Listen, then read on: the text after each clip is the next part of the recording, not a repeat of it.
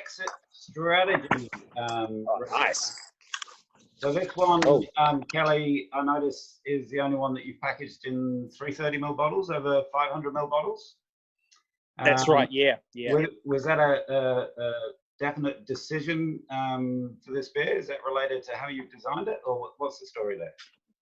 Yeah, I mean, but the sort of directors were like, well, we need a good six-pack, we need a six-pack beer, and we've always had really good success with our pale ales here at Falcon Brewer. Base Jumper is probably one of our biggest selling beers at 5.4%, more of a traditional American pale ale, that kind of sort of Centennial, Cascadey, kind of a little bit of Simcoe or Amarillo. And I really wanted to do probably a pale ale that was similar in strength, that sort of 5.3 to 5.4%, but a lot more hop forward, and probably with the hops that I'm a big fan of as well. So, and I love, as we'll talk about when we talk about hyperlocal, I'm a massive fan of Rewalker and Nelson Sauvin, but I also really love Citra and Mosaic, and I think those four hops just work sort of in really well together. So we wanted something easy drinking. We wanted something with relatively low bitterness. Obviously, there's this sort of like global trend away from kind of bitter pale ales and bitter IPAs. Obviously, that sort of trended into the kind of juicy, hazy kind of realm that most brewers now exist in. It's almost like the new Zealand draft, isn't it? Every brewer now, you got to do 43,000 hazies that pretty much are the same. But that was the sort of the nuts and bolts of that beer, was make it clean, give it a little bit of a good malt character, but not too much. And this is actually a beer that this is the first time I've actually ever done this, was the beer was developed, and I did the hop trials here using an existing recipe. And we released that, it was called the 04. I used to do a beer called Welterweight. So we took that malt bill, and I just did the first trial in a big batch, a 12 hectolitre batch, 1200 litre batch, using those hops as a dry hop. And actually, there is no, the interesting thing about this beer is there's no sort of flame out or whirlpool or flavor hop additions. It's literally one bittering addition, and everything else goes in dry hop. So it was a bit of an experiment, but it's worked well. You know, we picked up a gold medal with it at the Brewing Awards last year, and so obviously the recipe is pretty sound, and I just love how those hops work together. It's really just refreshing, crisp, easy, half decent burdenization, but not over the top. And the good old sort of California lager strain strikes again. It makes an easy drinking ale. Yeah.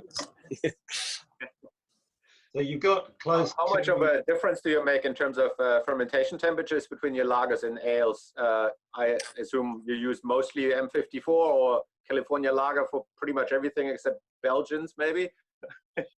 Pretty much. That's what I'll do.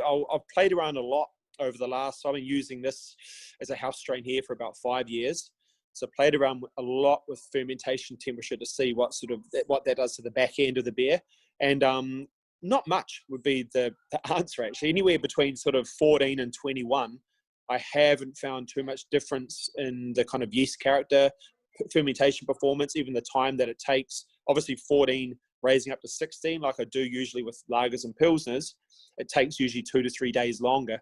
But generally it's roughly give or take a 7-day ferment regardless of what I'm doing, you know. So but yeah, it's amazing. I mean, even some of the big sort of companies now, the big dry yeast providers, are doing a lot of experimentation around things like their sort of lager strains, and finding with sensory panels in particular that they're not getting as big a spread as they anticipated.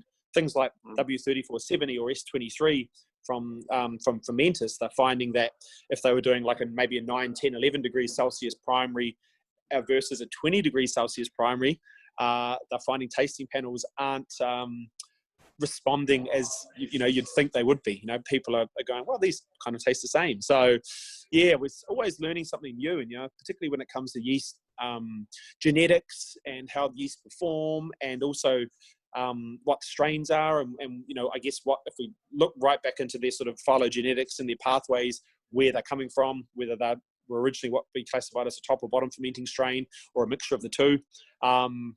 But not much difference. It's actually remarkably surprising with all the work I've done here doesn't make too much difference temperature, which is I didn't learn that in my textbooks when I was at university. They said the opposite.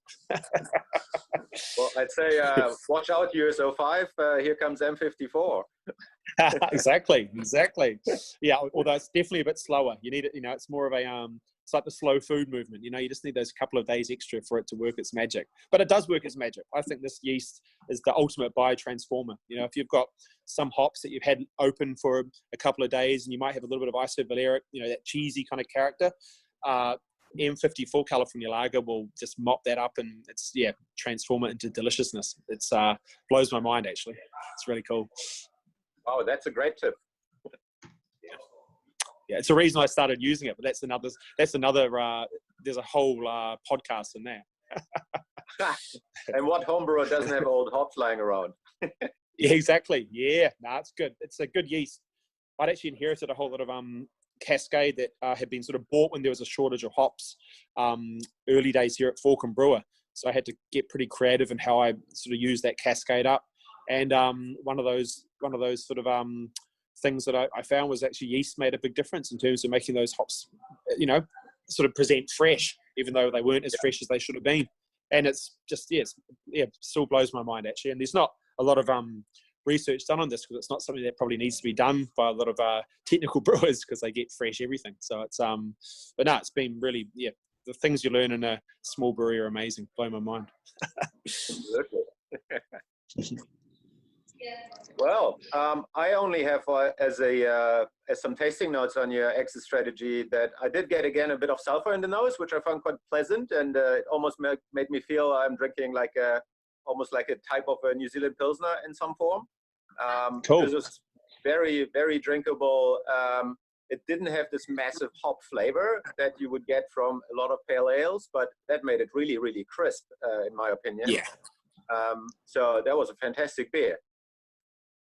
Awesome, thanks. That's great feedback. Yeah, and that was the goal with this beer. It's a we're in this sort of realm now with smaller breweries that we're not just producing beers for a very niche beer drinker. It's actually there's a lot more sort of interest from people that might be trading up from drinking sort of mainstream brands.